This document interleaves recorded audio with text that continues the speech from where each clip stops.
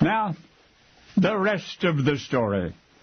All day Tuesday, April 19, comic illustrator Robert Seymour labored over a single engraving.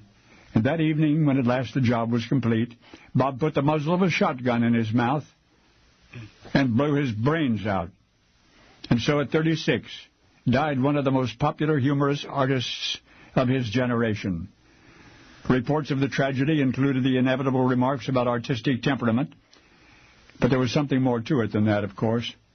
Robert Seymour was particularly adept at sports satire, so his publisher was delighted when Bob said he'd like to illustrate an entire book on the subject, specifically humorous drawings depicting the misadventures of amateur sportsmen. Now, running captions were customary for such picture books, so Bob's publisher hired a hack writer, a 24-year young newspaper man named Charles John Huffam.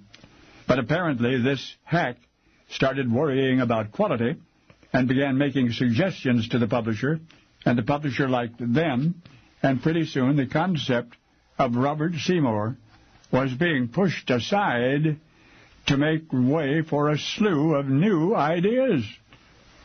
Well, when Bob found out, he couldn't believe it. His intended broad comedy had been replaced by wit and warmth and subtle satire.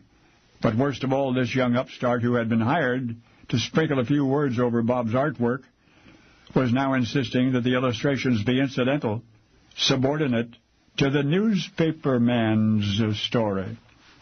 Well, the artist fumed for a while, and then he swallowed his pride. He would do his best to please his publisher, but for the first time in Bob's life, his best was not good enough. In fact, a few of the engravings in the first batch were so distressing that the anxious publisher proposed a conference to iron out the differences, and the three of them, publisher, artist, and writer, would meet for drinks the evening of Sunday, April 17. It was the first time the established, distinguished Robert Seymour had met this junior-grade wordsmith who had trampled his brainchild. But as he listened to the fellow talk, this courteous, handsome, enthusiastic, decidedly brilliant young man, the older man could not help but feel he was fighting the dawn itself. Even the publisher was smiling. Bob expressed his displeasure with the subversion of his own ideas. Even as he spoke, his words rang hollow. And that night the three men parted company with the appearance of cordiality. And yet 48 hours later, the artist killed himself. His last engraving was entitled The Dying Clown.